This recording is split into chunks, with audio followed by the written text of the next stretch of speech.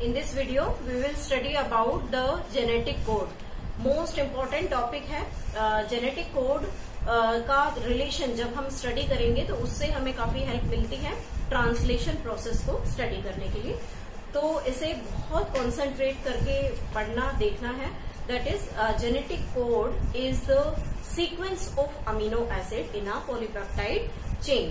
तो ये हम देखते हैं कि किस तरीके से जो हमारा जेनेटिक कोड है वो डीएनए के ऊपर प्रेजेंट है। डीएनए से उसकी इंफॉर्मेशन एमआरएनए में आती है और एमआरएनए से फिर genetic code different amino acids बनाकर एक प्रोटीन सिंथेसिस में हेल्प करता है।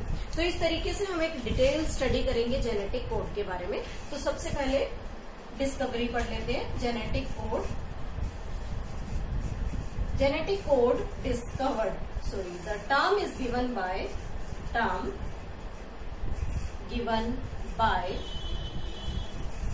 जॉर्ज गैमो। मोस्ट इम्पोर्टेंट है गैमो। बहुत पूछते हैं इस एग्जाम जो सीबीएसई के एग्जाम्स हैं, ऑप्शनल क्वेश्चंस, या फिर हम बात करें तो जितने भी हमारे कॉम्पिटिटिव एग्जाम्स हैं उनमें काफी पूछा जाता है। बहुत इंपॉर्टेंट टॉपिक है।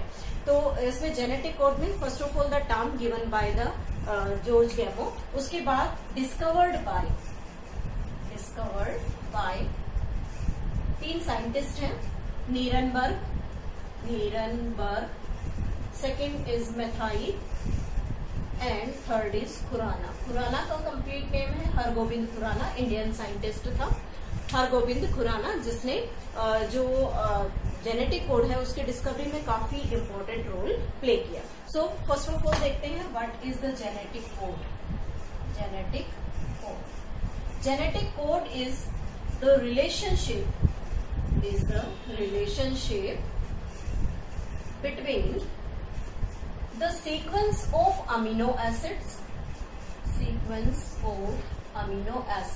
in a polypeptide chain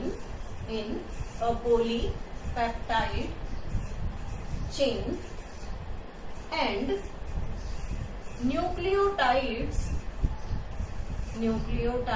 present on DNA, or we can say mRNA। इसे हम कहते हैं जेनेटिक कोड। एक्चुअली क्या है? रिलेशनशिप किस किस के बीच में है? Sequence of amino acid. जब हम बात करते हैं पॉलीपेप्टाइड चेन की, तो हम देखते हैं कि उस पॉलीपेप्टाइड चेन में अमीनो एसिड्स पेप्टाइड लिंकेज से आपस में एक दूसरे के साथ बाइंडेड है। तो जो सीक्वेंस अमीनो एसिड का पॉलीपेप्टाइड चेन में है प्लस न्यूक्लियोटाइड जो डीएनए पर नाइट्रोजनस बेसिस प्रेजेंट होते हैं, या न्यूक्लियोटाइड का हम बात करें तो जिसमें एक पेंटोज शुगर, एक फॉस्फेट ग्रुप और एक हमारा जो क्या बोलते हैं नाइट्रोजनस बेस जो है वो प्रेजेंट है। तो इस तरीके से जब हम इसको स्टडी करते हैं तो हम उसे क्या कहते हैं? जेनेटिक कोड कहते हैं। अब बात आती है कि इस जेनेटिक कोड को हम किस तरीके से स्टडी करें। तो सबसे पहले हम एक एमआरएनए का स्ट्रक्चर यहाँ देख रहे हैं। एमआरएनए के स्ट्रक्चर को हमने लास्ट वीडियो में भी स्टडी किया था कि एमआरएनए पर बहुत सारे डिफरेंट नाइट्रोजनस बेसिस के जो कोड है वो लगे हुए थे। For example A U C G, A G C U, A U C G. It means इस तरीके से जो जेनेटिक कोड्स यहाँ पर प्रेजेंट है। एक चीज ध्यान रखना है कि यूरासिल बेस यहाँ पर प्रेजेंट होगा, because we are discussing about the mRNA. तो इन्हें हम क्या कहते हैं? कोडोन्स कहते हैं। अब ये जो कोडोन्स है वो किस तरीके से स्टडी किए जाते हैं? ये हमेशा ट्रिपलेट्स की फॉर्म में इन्हें स्टडी किया जाता है। ट्रिपलेट्स की फॉर्म में पढ़े जाएंगे। तो कोडोन क्या होता है? Codon the nucleotide present on mRNA. MRNA पर प्रेजेंट जो न्यूक्लियोटाइड्स हैं उसे हम क्या कहते हैं? कोडोन कहते हैं। And these codons helps in the production of the amino acids. अब बात करते हैं कि जब हम अमीनो एसिड की डिटेल स्टडी करते हैं तो हम देखते हैं कि वहां पर 20 अमीनो एसिड्स हैं। मीन्स हमारी बॉडी के लिए रिक्वायर्ड जो अमीनो एसिड्स हैं दे आर 20 इन नंबर। लेकिन जो यहाँ हम न्यूक्लियोटाइड की बात कर रहे हैं तो यहाँ पर सिर्फ हमारे पास 4 नाइट्रोजीनस बेस है। 4 नाइट्रोजिनस बेस, जिसे हम AUCG 4 नाइट्रोजिनस बेस को काउंट करते हैं। लेकिन प्रॉब्लम क्या है कि जो 20 अमीनो एसिड है, इनका जो सिंथेसिस है वो 1 कोडोन से होता है। जैसे यहाँ ट्रिपलेट का एक कोडोन, उससे एक अमीनो एसिड बनता है। लेकिन जब हम इन्हें सिंगलेट के फॉर्म में ही काउंट करते हैं, सिंगल AUCG, तो सिंगलेट काउंट करते हैं, तो ये सिंगलेट कोडोन्स जो हैं वो 20 अमीनो एसिड का सिंथेसिस नॉर्मली नहीं कर सकते। तो प्रॉब्लम क्या स्टार्ट हुई कि किस तरीके से इन जेनेटिक कोड्स को अरेंज किया जाए कि ये डिफरेंट 20 अमीनो एसिड्स की फॉर्मेशन करें। तो उसके लिए अलग अलग रूल्स स्टार्ट किए। जैसे पहला आया सिंगलेट कोडोन। सिंगलेट कोडोन जैसे हमने यहाँ बात की कि हमारे पास यहाँ 4 नाइट्रोजिनस बेस है, अगर हम इन्हें सिंगली ले तो हमारे पास 20 अमीनो एसिड का फॉर्मेशन नहीं होगा। कैसे? देखिए, परम्यूटेशन कॉम्बिनेशन का रूल है 4 × 4 की पावर 1, तो हमारे पास रिजल्ट आता है 4 × 1 दैट इज 4। मीन्स अगर हम इन सिंगलेट कोडोन्स को यूज करते हैं तो we can synthesize maximum of the 4 amino acid, but we want 20 amino acid to synthesize it. When this singlet codon fails to produce these 20 types of amino acid, then doublet will start, doublet codon. And when doublet is used, then again permutation combination rule is there, 4 to power 2. और result क्या निकला? 4 multiplied by 4 that is 16. Means अगर हम इन्हें doublet की form में use करें तो we can synthesize only the 16 amino acids. And due to these 16 amino acids, we can't prepare the 20 amino acid as per our requirement. जब हम doublets लेते हैं तो हमारे पास टोटल 16 नाइट्रोजिनस बेसेस बनते हैं जो 20 अमीनो एसिड का सिंथेसिस नहीं कर पाते। तो उसके बाद रिजल्ट निकल कर आया कि हम यहाँ इसे ट्रिपलेट नेचर में यूज करते हैं, ट्रिपलेट कोडोन। और ट्रिपलेट कोडोन जो है उसके अंदर परम्यूटेशन कॉम्बिनेशन में रूल बना 4 की power 3 and it can be written like this 4 × 4 × 4 that forms 64 codons, and from these 64 codon it is possible to synthesize these 20 amino acid which required for our body. So यहाँ पर जो 64 codons हैं वो क्या करेंगे? 20 amino acid का synthesis करेंगे। तो मेन फीचर क्या निकला? That is the triplet codon. तो हम जब कैरेक्टरिस्टिक स्टडी करते हैं जेनेटिक कोड में तो उसका फर्स्ट कैरेक्टरिस्टिक आता है कि all the genetic codes are triplets in nature. जैसे कि मैंने यहाँ mRNA में ड्रॉ किया कि एक सीक्वेंस अमीनो एसिड्स कोडोन्स का लिखा और उन्हें ट्रिपल के पेयर में डिवाइड कर दिया। तो ये जो ट्रिपलेट है वो ट्रिपलेट क्या बनाता है? एक कोडोन की फॉर्मेशन करता है। So this is the first characteristic of the genetic code, that is its a triplet nature. Next आता है कि ये जो ट्रिपलेट नेचर का जो डिस्क्रिप्शन था that was given by the again George Gamow. George Gamow ने ट्रिपलेट नेचर को सजेस्ट किया कि triplet nature of the codon can synthesize all the different 20 amino acids in our body which can make different types of polypeptide chain. उसके बाद Hargobind Khorana synthesize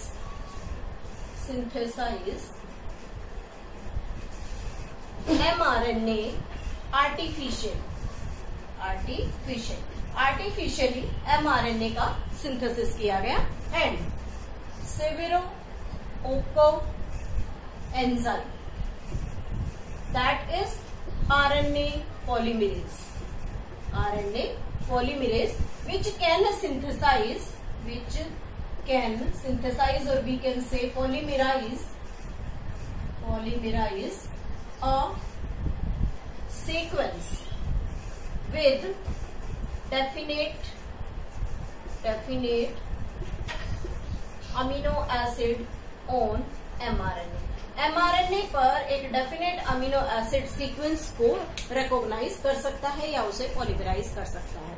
now first we start with the characteristic, most important characteristics of genetic code. First, जैसा कि हम पढ़ चुके हैं triplet nature कि जितने भी जेनेटिक कोड्स हैं उनका जो नेचर होगा वो ट्रिपलेट होगा। सभी कोडोन्स ट्रिपलेट कोडोन्स की फॉर्म में होंगे। For example we are taking here AUG that codes for the methionine. Second we can use UUU, it is helps in formation of phenyl alanine etc. तो इस तरीके से हम देख सकते हैं कि डिफरेंट जो अमीनो एसिड्स है they can synthesized by the triplet codon. तो इसका नेचर क्या है? They are triplet in nature. Second characteristic is universality. Universality means जो कोडोन हमारी बॉडी में किसी स्पेसिफिक अमीनो एसिड की फॉर्मेशन करता है that is world wide. Universe में हर ऑर्गेनिज्म में उसका फॉर्मेशन होता है। It is the genetic codes are universal in nature which can synthesize the same type of amino acid in different organism. For example, we are taking here UUU. This codes for phenylalanine in both prokaryotic and eukaryotic cell. Both prokaryotic and eukaryotic cell. तो इसलिए हम कह सकते हैं कि जो genetic code है उसका नेचर कैसा होता है? यूनिवर्सल नेचर होता है। Third characteristic is non and ambiguous. Non ambiguous means only one codon code for one amino acid. ऐसा नहीं है कि एक कोडोन एक से ज्यादा अमीनो एसिड का फॉर्मेशन करे। तो यहाँ पर सिर्फ single codon single amino acid का फॉर्मेशन करता है। Only one codon codes for one amino acid. For example जैसे हम फिर से ले रहे हैं AUG that codes for only methionine, not another type of the amino acid synthesized by this same codon. We can say again we take UUU that codes for the phenylalanine, but it can't produce the methionine, or this AUG can't produce the phenylalanine. So this nature is known as the non-ambiguous nature of the genetic code. Next character is non-overlapping. Non-overlapping means कि जब हम किसी भी mRNA पर genetic codes को study करते हैं तो एक ट्रिपलेट की फॉर्म में स्टडी किया जाता है। उसमें कोई पैरेलल नेचर या हम ये कहें कि ओवरलैपिंग नहीं होती। जैसे हम यहाँ एग्जांपल ले रहे हैं, एक बेस पेयर का सीक्वेंस लिख दिया और इस सीक्वेंस में हम क्या देख सकते हैं कि अगर हम इसे कोडॉन्स की फॉर्म में पढ़ते हैं तो first codon is AUG, then CUA, then GU and so on. तो यहाँ हमने ट्रिपलेट की फॉर्म में लिया। लेकिन अगर हम इसे ओवरलैप करें तो ओवरलैप करने का क्या रूल रहेगा? First we are taking here AUG and then UGC, then GCU, then CUA। तो अगर इस तरीके से हम लेते हैं तो अमीनो एसिड का जो सिंथेसिस है वो इंटरप्ट होगा। उस अमीनो एसिड की सिंथेसिस से पॉलीपेप्टाइड की प्रॉपर फॉर्मेशन नहीं हो पाएगी। इसलिए ये ओवरलैपिंग रूल यहाँ नहीं है। इसके अंदर सभी जितने भी कोडोन्स हैं वो ट्रिपलेट फॉर्म में कोड किए जाते हैं और जिनका जो नेचर है वो ट्रिपलेट की फॉर्म में रहेगा और ये ओवरलैप नहीं करते। इसलिए हम इसे क्या कहते हैं? Non overlapping nature. Next character आता है punctuation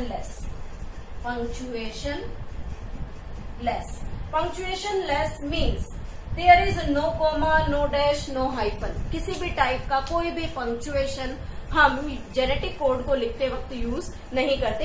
they are written in the same manner without using any punctuation. बीच में कोई भी पंक्चुएशन हम यूज नहीं करते। फॉर एग्जाम्पल UAC, GUAC, इस तरीके से हमने इसे कॉन्टिन्यूअस लिख दिया। किसी भी नाइट्रोजिनस बेस के बीच में, किसी भी कोडोन के बीच में कोई कोमा, कोई गैप, किसी भी तरीके का कुछ भी पंक्चुएशन प्रेजेंट नहीं होगा। यहाँ कोई गैप नहीं है। लेकिन जब रीडिंग होगी mRNA पर तो हमेशा एक ट्रिपलेट नेचर की फॉर्म में इसकी रीडिंग होती है। इसलिए हम जेनेटिक कोड को कह सकते हैं कि they are punctuation Next one is the degeneracy. Sixth number is degeneracy of genetic code. कि जेनेटिक कोड किस तरीके से डिजेनरेट नेचर को शो करता है. ये जो डिजेनरेसी वर्ड है ये नॉन एम्बिगुअस के बिल्कुल अपोजिट है.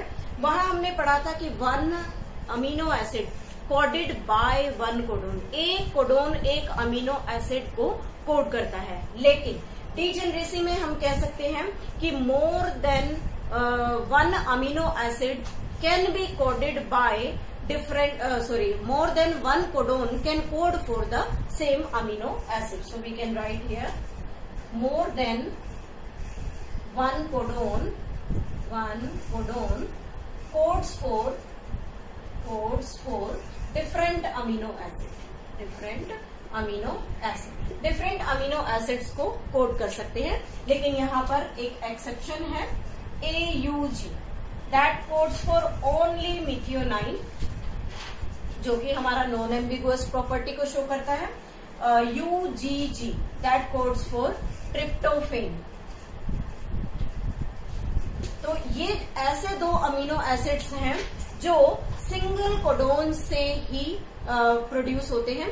इन अमीनो एसिड की प्रोडक्शन किसी भी दूसरे कोडोन से नहीं है. तो these are only two amino acids that coded by only one codon.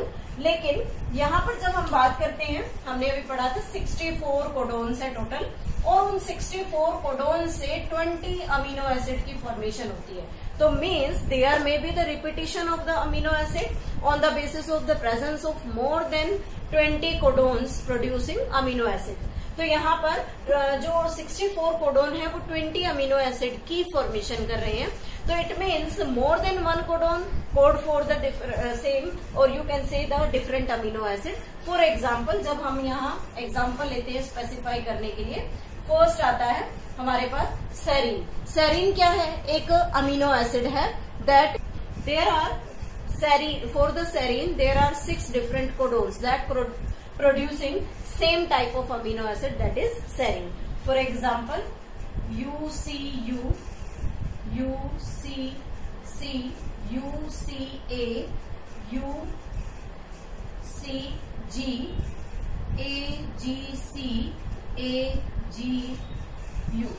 These are the different codons that codes for the same amino acid, that is the we can say that is serine. तो जो serine है वो क्या है? एक ऐसा amino acid जिसकी production 6 different type के कोडोन से हो सकती है. तो इसमें और भी फर्दर एग्जांपल्स हैं जब हम इसमें बात करते हैं. तो नेक्स्ट एग्जांपल हम यहाँ ले सकते हैं ल्यूसिन और आर्जिनिन. ल्यूसिन एंड आर्जिनिन, ये सभी आर्जिनिन, तो ये सभी डिफरेंट कोडोन से कोड होते हैं. तो हम यहाँ देख सकते हैं कि किस तरीके से जेनेटिक कोड एक डिजेनरेसी शो करता है. Degeneracy means more than one codon code for the same amino acid except these two methionine and tryptophan that coded by only one amino acid one codon. Next 7th character is the stop codon. Stop codon. Stop codon means which stop the process of translation. Stop translation. अब जो translation को stop करने का codon है, इसकी एक speciality है. They are stop codon which stop the translation but not code for any amino acid. Not code for any amino acid. ये कोई भी अमीनो एसिड फॉर्म नहीं करते. तो इसका एग्जाम्पल है UAG, UGA, UAG, UGA and UU.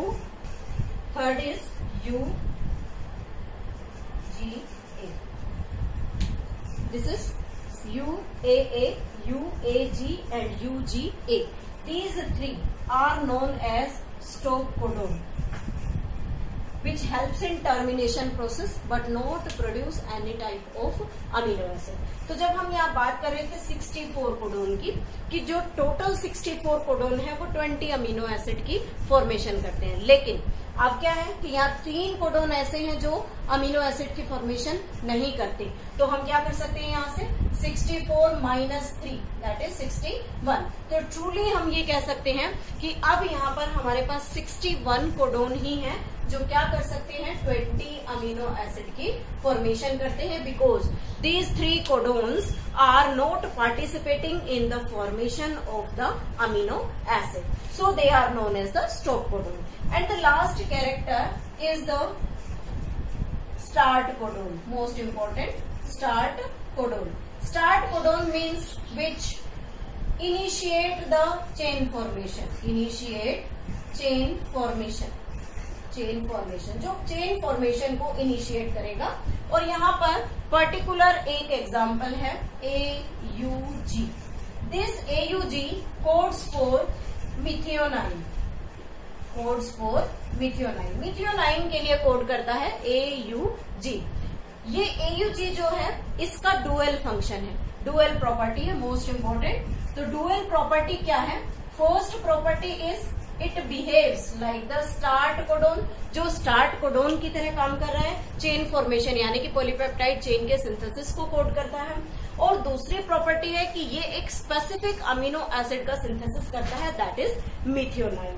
So it shows the dual property. और जब हम प्रोकैरियोट्स की बात करते हैं तो some time in prokaryotes there will be the different codon that is GUG which helps in initiation of the translation process. So this GUG in prokaryotes is also known as the start codon, and AUG in eukaryote is known as the start codon. So these are the different characteristics of the genetic code on the basis of which we can discuss the process of translation.